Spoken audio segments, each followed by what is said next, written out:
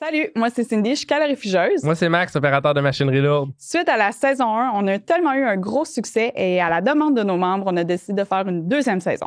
On revient avec des sujets différents qui ont été soulevés dans les commentaires. Donc, encore cette saison, un podcast fait par les travailleurs, pour les travailleurs. Bienvenue à la saison 2 de Discussion de roulotte.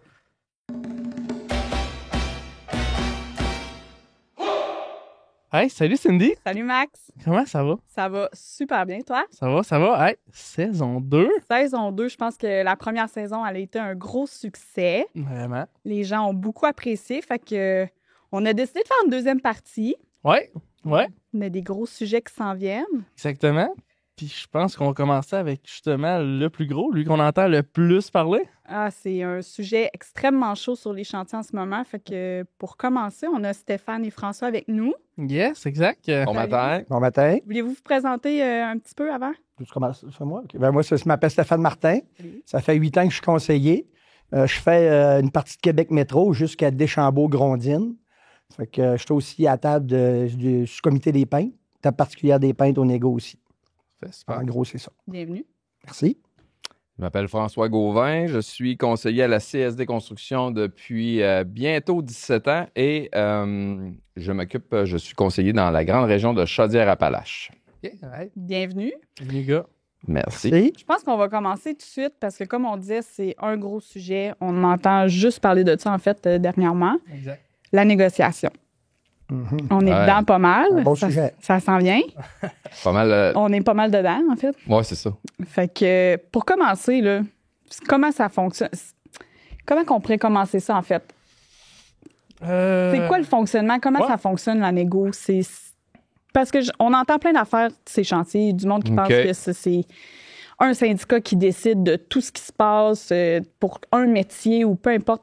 Tout le monde est mélangé, là. C'est-tu à chaque année? C'est-tu Il y a ça aussi. rien qu'une fois par convention? Parce que des fois, il y a des modifications entre. Là. On a un peu plein de questions, mais... Par où commencer? Ouais, Par par où où commencer? Bonne question aussi. Ben, effectivement, la loi prévoit qu'il y a une séance de négociation à tous les 4 ans dans l'industrie de la construction. Donc, l'an prochain, la convention va être échue au 30 avril. Donc, les négociations là, vont commencer tranquillement, à peu près en revenant des fêtes, là, pour à l'échéance, pour arriver à terme, souhaitable le 1er mai, qu'on ait une nouvelle convention collective le 1er mai 2025. Mais avant ça, il y a un processus, là, nous, à CSD, dans le fond, ce qui va arriver, c'est qu'on va vous consulter. Au début, fin de l'été, début de l'automne, vous allez recevoir un formulaire, en fait. Vous allez pouvoir nous proposer vos idées, les choses que vous voulez qui changent dans l'industrie pour améliorer vos conditions de travail. Ça touche tout ce qui est salarial, avantages sociaux, vos horaires de travail, toutes les clauses qui peuvent être négociées dans l'industrie de la construction. Dans le fond, on va vous demander de vous prononcer. Ça va être la première étape chez nous à CSD Construction. OK. Donc ça, c'est important parce qu'on le sait, à CSD, la consultation, c'est la base. Hein? La démocratie, c'est la base de notre syndicat. Exact. Ouais. Donc, c'est vraiment important de vous consulter. On va commencer par cette étape-là. OK. Puis là, De la façon, il va y avoir des sondages qui vont être faits. Puis il y a aussi en assemblée générale, lors de nos assemblées d'automne, qu'on va aussi recueillir ces informations-là. Puis moi, probablement François aussi, durant les 4 ans, on recueille aussi des demandes qu'on voit au fur et à mesure, des choses qui n'ont pas de bon sens, qu'il faudrait que ça y évolue. Fait qu'à partir de là, nous autres, on les ramasse aussi pendant ces 4 ans-là. Puis, on met tout ça dans un package, comme François dit, par après, puis on travaille avec ça. Parce que là, c'est ça. On a entendu aussi que des fois, le monde pensait que c'était à toutes les années parce qu'il y a des changements à tous les Ouais. années. Donc, c'est une fois aux 4 ans que tout est décidé, mais il y a des modifications qui se font au cours de chaque année sur certains points. ben, il faut s'entendre, dans le fond, pour une réouverture de convention collective. Sinon, il n'y a pas d'entente qui se font en cours de convention. Il faut que les deux parties intéressées, soit les employeurs et les syndicats, on s'entende pour une ouverture de convention collective si on veut faire des modifications en cours de convention. Fait que c'est justement, c'est décidé à la signature de la convention que, on va dire, la grosse pension va évoluer durant les 4 années. C'est tout. OK, Exact. c'est Toute tout l'évolution est prédéterminé. planifiée, ouais. Je comprends. Ouais. OK, parfait. Ouais. Fait qu'on le sait déjà d'avance. Là, c'est Exact. toujours écrit. OK. Il n'y a rien qui bouge un coup que c'est signé. OK. Parfait. Puis quand ça, c'est signé, là, c'est tous les syndicats qui sont dans une petite pièce, assis dans une table ronde, se regardent dans le blanc des yeux, puis discutent de ce qu'il faut qu'ils changent, ce qui ne change pas. Puis... Ben, tu sais, dans le fond, là, si on continue le processus un peu après la consultation, le sondage, comme Stéphane a dit, là, ça va être, on va tout mettre en commun les demandes de nos membres, nous à CSD, dans le fond, puis on va bâtir un cahier de revendications qu'on appelle. Donc, toutes les demandes que vous allez nous avoir proposées, les problématiques qu'on va avoir rencontrées sur les chantiers dans les 4 dernières années, les choses qu'on pense qui doivent être améliorées, ça va tout être mis dans un cahier. Et là, par la suite, on va se réunir avec les autres syndicats, ce qu'on appelle l'alliance syndicale, puis il va y avoir une mise en commun qui va être faite. Okay. Et là, on va discuter entre nous, les 5 syndicats, à savoir quelles demandes qu'on va présenter aux associations patronales. Parce que les syndicats vont arriver avec le cahier de revendications. Fait que nous autres, en Alliance, il faut épurer ça, il faut faire une nouvelle liste de l'Alliance, un nouveau cahier. Fait que finalement, vous travaillez un peu comme tous ensemble pour aller... En fait, les 100% des travailleurs sont représentés aux tables de négociation. Les 5 syndicats sont là. Okay. Et on travaille ensemble pour l'amélioration du sort des travailleurs. C'est avec qui que vous négociez, en fait? C'est qui le patronat? Là, il y a plusieurs tables. Lors des négociations, il y a le tronc commun, il y a la table centrale, puis il y a 3 tables pour négocier. Il y a la PCHQ avec le résidentiel. Okay. Il y a l'ACQ, que eux, c'est le côté patronal pour négocier dans le commercial, institutionnel et commercial. Mm-hmm. Puis on a aussi la CRGTQ, que elle, c'est la table de génie civil et voirie. C'est pour négocier, naturellement, les grands travaux routiers du Québec. Fait que c'est 3 tables. Une table pour les clauses communes, ça, c'est les avantages sociaux. C'est le fonds de pension, c'est la médic. Puis, après ça, c'est tout chapeauté par la table centrale. Okay. Puis, à chacune de ces tables-là, à chaque fois que vous négociez avec un groupe, c'est toujours les 5 syndicats qui sont représentés? C'est toujours les 5 syndicats, puis c'est un vote par syndicat. Ça prend un minimum de 3 syndicats pour que ça passe et 50 plus 1. Ça veut dire que ça prend la majorité. Les 3 syndicats, il faut qu'ils représentent la majorité des travailleurs de l'industrie, les 210 000 travailleurs. Okay. C'est comme ça que c'est décidé puis que ça passe. S'il n'y a pas 3 syndicats qui représentent la majorité des travailleurs minimum, ça ne passera pas. Ça ne peut pas être entériné. Okay. Fait que, puis ça, c'est la base des négociations comme secteur. Comme Stéphane dit, c'est par secteur, OK? Le tronc commun, les avantages sociaux, effectivement aussi, c'est comme ça qu'on commence le processus souvent. Okay? Par la suite, il va y avoir les tables particulières par métier. Ouais. Donc, pour chaque métier, il va y avoir une table où on va aller justement négocier des particularités du métier. Okay. Fait que ça fait beaucoup de tables puis beaucoup de négociations. Mais tout ça est bien encadré, bien structuré par la loi aussi, ce qui permet à tous les syndicats d'assister à toutes les tables, puis également aussi de proposer des demandes à chaque table de négociation. Puis justement, là, tu me parles de métier, ça c'est quelque chose que tu as sûrement entendu aussi, que c'est mieux d'y aller à la masse plus que de monde dans d'un métier. Ton métier est mieux représenté, puis tu as plus de chance. Je t'arrête tout de suite. Là. Déjà, Stéphane, d'entrée de jeu, l'a dit. Effectivement, un syndicat seul, même s'il serait majoritaire dans un métier, ne peut pas signer une convention. C'est prévu à la loi. C'est 3 syndicats pour, justement, faire en sorte que tous les syndicats puissent avoir la chance de négocier, peu importe son pourcentage de représentativité.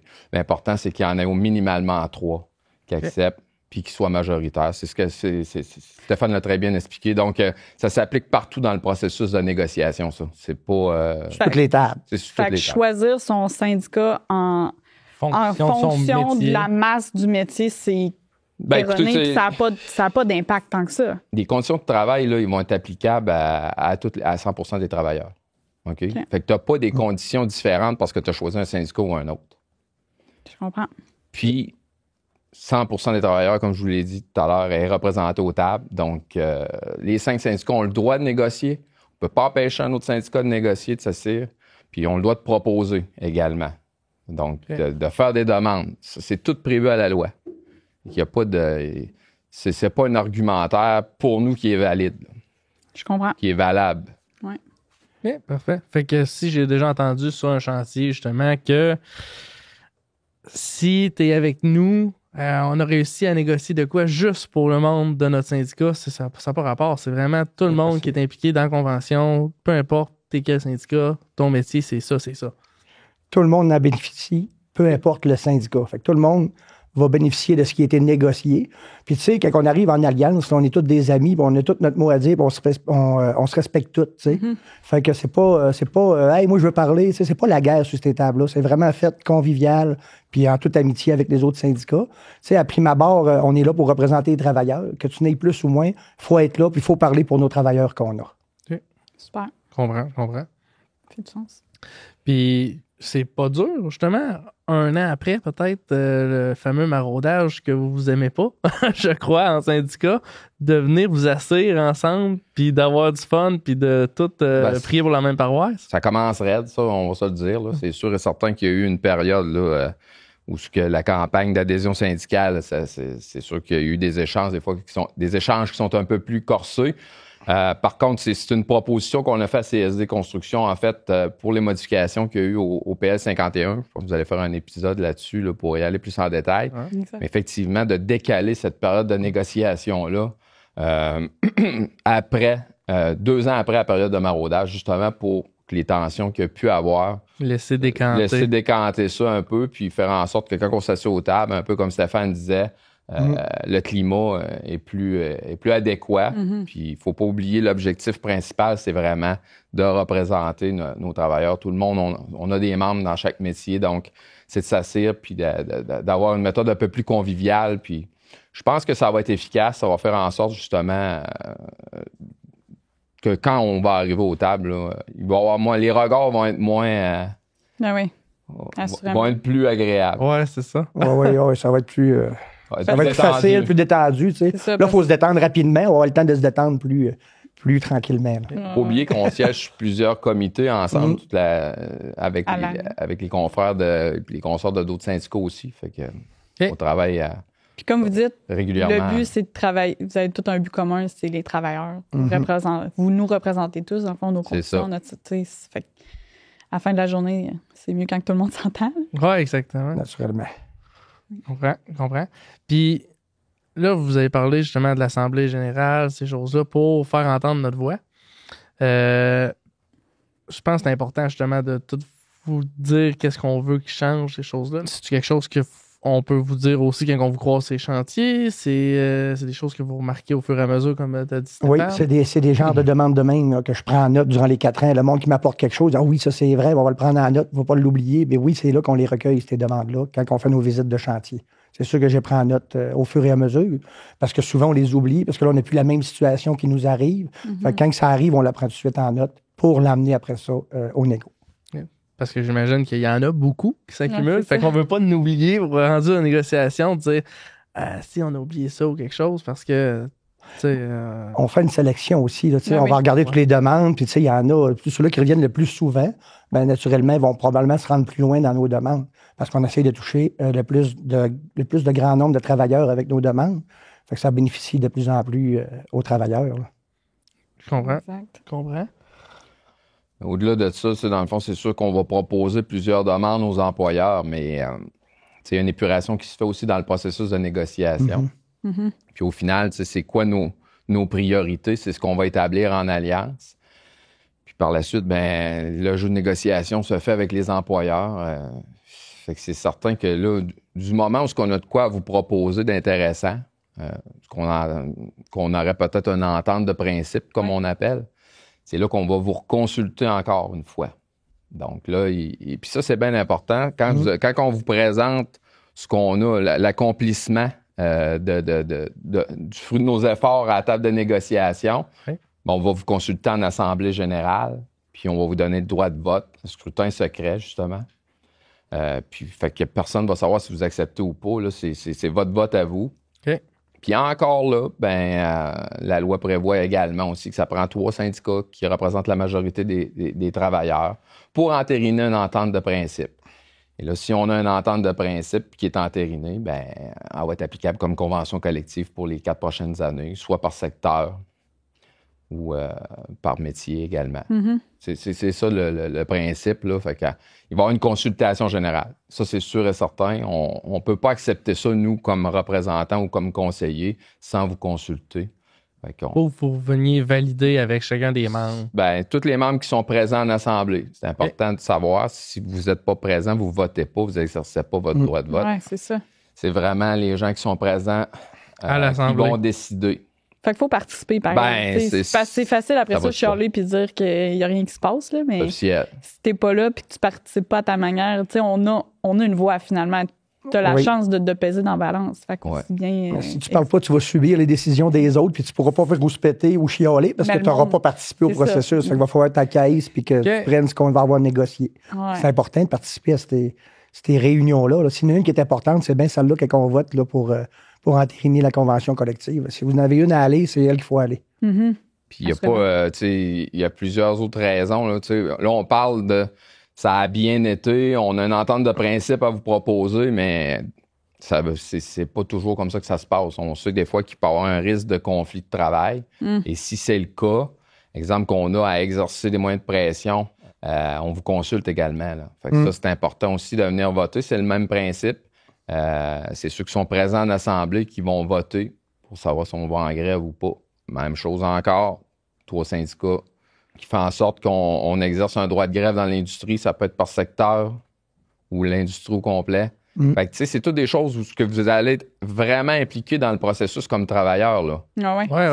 On s'entend, là, on a besoin de vous autres. Là. On a besoin de vous autres en assemblée générale. Là, si vous avez à y aller, là, c'est vraiment dans l'année prochaine, ça va être vraiment important. Là. Partir même consultation, vote. Là. À partir de cet automne, de quand vous commencez à recueillir les demandes. Ah oui, le processus commence. C'est important. On a parlé justement que aux négociations, c'était le patronat et le syndical qui étaient ensemble pour négocier. Mais, exemple que ils s'entendent pas, ces choses-là, puis que c'est plus long, y a-tu quelqu'un d'autre qui s'assied à la table ou c'est vraiment juste ces deux parties-là qui sont là tout le long, la porte fermée, puis on parle jusqu'à temps qu'on s'entende sur de quoi? Comment ça marche? Y a-tu d'autres personnes? Y a-tu d'autres tiers à faire une médiation? Ben, en fait, comment ça marche, c'est qu'au début, on va s'asseoir seulement avec le côté patronal, syndical et patronal, puis on va emmener nos demandes. Donc, autant les demandes patronales que syndicales. Tout le monde va s'en discuter. Puis, on va négocier. On a jusqu'au 30 avril pour négocier. Si ça va bien, on va se rendre là, on va entériner la convention. Puis, suite à ça, on va continuer à travailler parce qu'on va avoir négocié et on va s'avoir entendu. Fait que là, mettons que les deux s'entendent pas. OK, vous n'êtes pas capable de vous brancher. Qu'est-ce qui se passe? Mais qu'est-ce qui se passe? C'est que, en fait, il faut trouver des solutions, là, parce que, comme Steph l'a dit tout à l'heure, l'idéal, c'est d'arriver avec une entente là, pour le 1er mai, hein, que la convention soit active, la nouvelle convention soit en vigueur le 1er mai. Donc, justement, dans ces solutions-là, c'est qu'une des deux parties ou les deux parties peuvent s'entendre pour demander au ministre, justement, de nommer un médiateur. OK. Ce médiateur-là va venir assister aux séances de négociation. Il va essayer de trouver des solutions pour rapprocher les deux parties. Donc, il va écouter les demandes patronales et syndicales, puis, en fait, il va essayer justement de trouver des solutions, puis nous proposer des solutions pour qu'on arrive à une entente. C'est comme ça que ça fonctionne. Est-ce qu'il prend des décisions, c'est celui qui tranche? C'est le gouvernement qui a un mot à dire direct? Du tout. C'est que lui, il va proposer des solutions. Okay. Il va dire, regardez, vous êtes prêts de vous entendre sur tel point. Y a-t-il moyen? Fait qu'il prend des deux côtés. Il essaie de nous rapprocher, puis justement, pour qu'on arrive justement sur tel point à une entente. C'est ça, c'est ça le but de la médiation. Fait que c'est vraiment, des fois, nous, on a notre vision, la partie patronale a la leur, puis c'est sûr qu'on est des fois campé sur nos positions. Fait que lui, c'est de trouver justement le moyen de nous rapprocher, puis de faire en sorte qu'on va trouver un terrain d'entente sur tel ou tel point. Mm-hmm. Fait que ça peut être intéressant là, pour faire avancer le processus. Je comprends. Parce que justement, si on ne s'entend pas avec les médiateurs, c'est là qu'on tombe en grève possiblement. C'est sûr et certain que, sans dire être en grève ou en lock-out, le but, c'est de s'entendre. Fait qu'à un moment donné, plus le temps avance, plus il y a des répercussions pour les travailleurs sur les chantiers. Là. Puis, ça peut venir justement à faire en sorte que la grève peut être envisageable. OK, je comprends. T'as-tu envie qu'on continue à élaborer la grève et tout? Oui, je pense que la grève peut être de quoi à parler un peu plus avec les gars. Mais... plus en profondeur, parce que c'est aussi quelque chose qui revient beaucoup. Là, Exactement. Mais un autre épisode. Un autre épisode. Fait que on se retrouve dans le deuxième. Yes, merci les gars. Merci Cindy. Merci. Plaisir. Merci à vous autres. Merci.